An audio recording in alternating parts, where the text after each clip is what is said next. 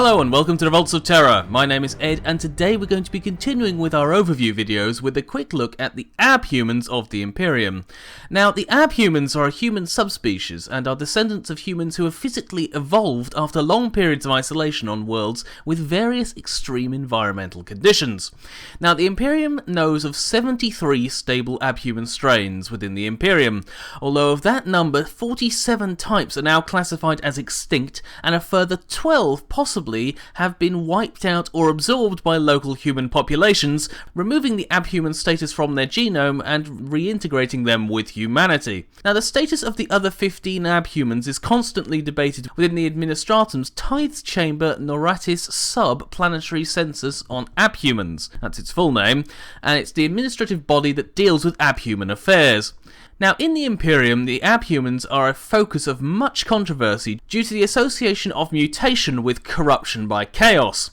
In the past, where imperial policy was more liberal, which is a relative term, especially when the Emperor still walked, even very divergent Abhumans like the savage and animalistic beastmen could serve in the Imperial Guard.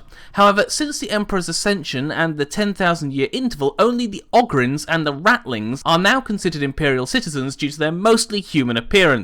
However, they are still distrusted by more Puritan members of both the Inquisition and the Ecclesiarchy, along with members of the Imperial citizenry themselves. Now, the Guard have made use of Abhumans for many millennia. Examples of those used now or in the past are Beastmen, mutant slave levies, feral Ogrons, Nightsiders, Alfred-strained soldiers, and subs who are stable but genetically deformed mutant humans, alongside the Ogrons and the Ratlings. Now, to go into more detail, the Alfredal strain, as I mentioned in that list, is a failed and shadowy experiment to make clones of the Imperium's greatest heroes. Even the legendary Solar Macarius is replicated in this manner. Now, the experiment attempted to make the perfect human soldier, unlike the Astartes who are heavily modified to make them soldiers. However, these warriors seem to generate hatred and animosity from normal soldiers, and suffer from the most appalling bad luck from any soldier.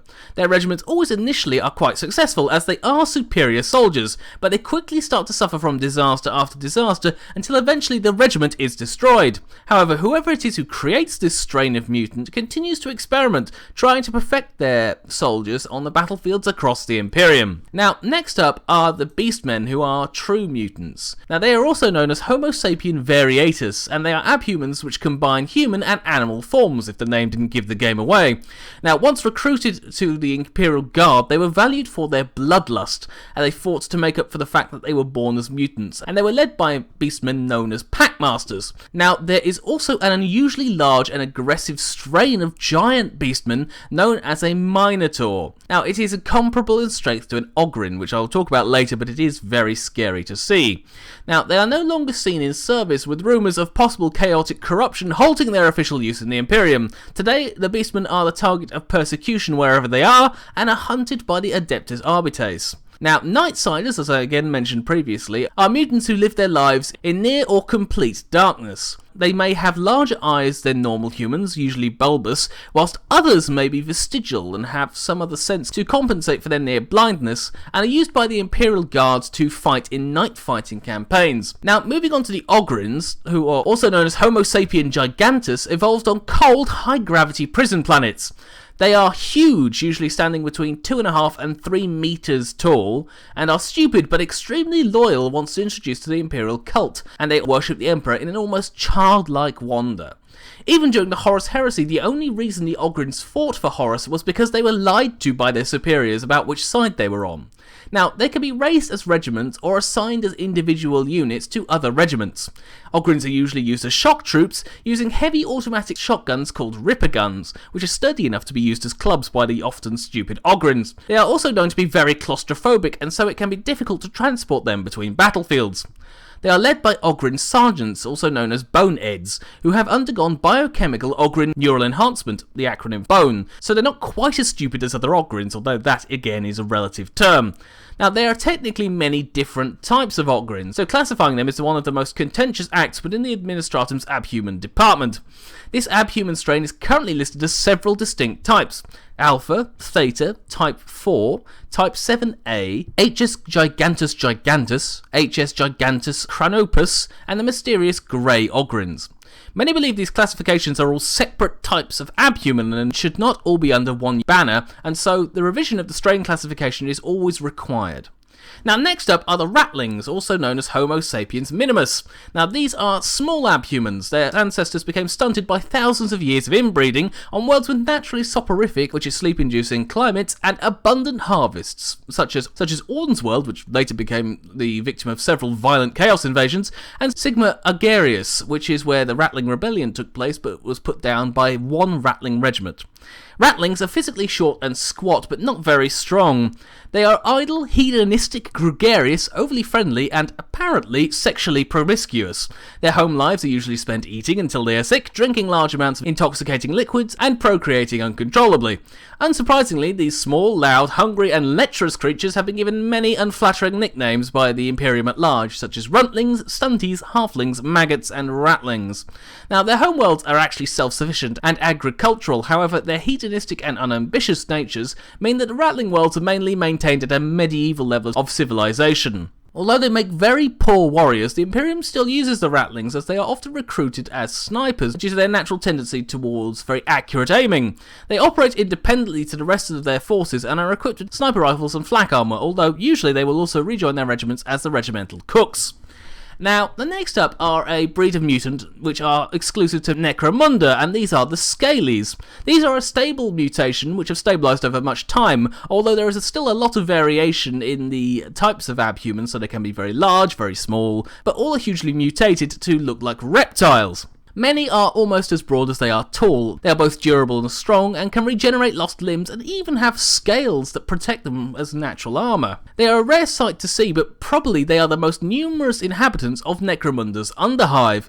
They rarely speak due to their mutated voice boxes, so little is known about their origins, or even if they have hidden clans or tribes of Scalies in the severely populated bad zones in the underhive. When fighting, they often use close combat weapons and discuses or throwing axes. They also use spear guns and scatter cannons, a large form of blunderbuss, when working with underhive gangs. Next up is the much requested but canonically unclear squats. Now they are also known as Homo sapien rotundus. Whoever's naming this is clearly having fun. They were short, stocky, and tough abhumans. Of all the abhuman types, the most closely resembled humans, as they were closest in height and had very little other proportional problems. Now they were descendants of humans who colonised worlds around the galactic core in the distant past. These worlds are some of the oldest in the galaxy and were formed when the laws of physics had yet to stabilise. Now the ancestors of the squats travelled to their blasted barren homeworlds during the dark age of technology, mining their mineral wealth to replenish what Terra no longer had. The worlds were high gravity and had little or no atmosphere, and their location in the galactic core made them subject to high levels of radiation on their surface. Because of that, most of the squat civilization lived underground. Now they had to get most of their resources from other human worlds, mainly Terra, but during the isolation of the Age of Strife, these people and worlds had to evolve to better suit their situation. Now, their relation with the Imperium is relatively strange.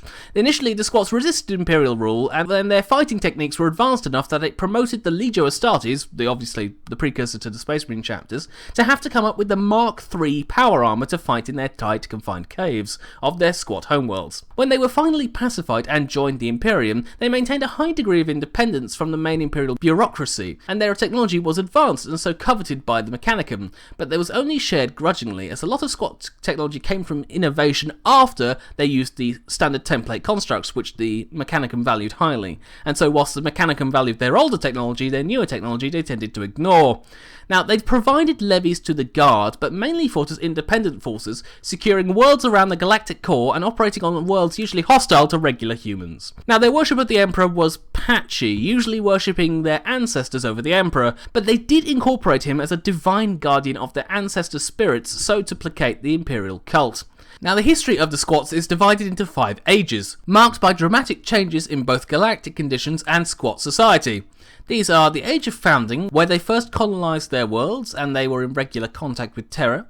The Age of Isolation, which is the age of strife for the rest of mankind, where the squats were cut from Terra and had to evolve to survive, even thrive, on their hostile worlds, though they were able to maintain contact and limited space travel between other squat worlds thanks to a calm bubble in the raging warp storms around their worlds. This is also when the first engineering guilds, which are a bit like the Mechanicum, and leagues were formed. Next up came the Age of Trade, when the contact was established with Elder and Orcs in this calm warp bubble. Now, they traded with both sides for goods which they needed, such as Elder crops that still fed them long after the Age of Strife was over, as they were able to maintain their delicacy and nutritional value even in the underground caverns of the squats' homeworld.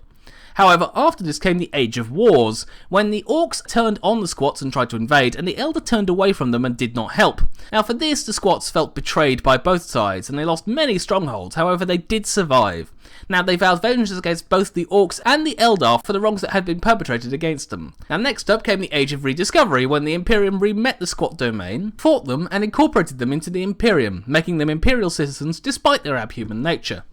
And finally was the Age of Imperium, which was the age we are currently in. The squat worlds were a part of the Imperium, but had their independence, as I mentioned previously. They raised levies for the guard, and their unique technology was very well used. And they also were able to trade much of their needed mineral wealth to the Imperium in exchange for protection from further Xenos attack, and probably Chaos attack at the time. Now, their extinction is a little bit strange. As we all know, the squats no longer really exist in the Warhammer 40,000 universe, and I'll explain sort of why. Now, their original reason is that the Tyranids actually invaded the squat homeworlds and consumed them all, which is a little weird considering they're all barren, but apparently they basically ate up all the squats and there's none left, or if there are any, they're very few and far between and probably dying out. Now, officially, and this is outside the lore for a moment, Games Workshop has actually edited a lot of the older material to remove the squats from existence, essentially making it so they never existed, although they are mentioned in the 6th edition rulebook. Now, the Demiurge, or however that's pronounced, are a revitalization of the space dwarf concept, although these will probably never be a major race and will remain in the background. And so thus, the squats have really sort of been removed from the history of Warhammer 40,000, and whether or not they are canon is really, we don't know. But because they existed in the past lore, I'm mentioning them here, but please don't go around considering them as canon to many of the representatives of Games Workshop, because they're likely to tell you they are not. In any case, moving on, there are a few final abhumans I want to mention to you before we leave today. First is the Troughs, or the Homo sapiens verdantes, who are restricted to the world of Verdant. And that's all we know about them. Next up are the Longshanks, or the Homo sapiens elongatus. Now these are abhumans who are genetically adapted to worlds with low gravity, and they are tall, elongated, and quite emaciated looking. They find it nearly impossible to survive on worlds with higher gravity than their own, and so they very rarely leave. Next up are the Pelaguras, or the Homo sapiens oceanus. Now these are humans who evolved or were genetically altered during the dark age of technology to live on ocean worlds, and by live I mean live in the water, and whose habitable planets in the galaxy are almost entirely covered by liquid water. They possess both a set of gills and lungs and other adaptations for aquatic lifestyle, such as webbed hands or feet. They're very rarely seen outside their water worlds, and there's very little interaction between them and the Imperium, other than the tithes they obviously have to give in the form of food, probably. Next up are the Felinids, or the Homo sapiens hierosterus. Now, whether it's due to a particular biological requirement of a planet, prior genetic modification made into human population during the dark age of technology, or prior Imperial regulation, it is unknown, but they are virtually unheard of in the Imperium at large. Now, Felinids are humans who have their genomes spliced to genetic sequences derived from various species of Terran felines, and possess many felinoid traits, including light covering of fur over their entire body, extended canine teeth, and superhuman agility and grace. All I have to say to this is, even Warhammer 40,000 seems to have bloody cat girls and cat boys.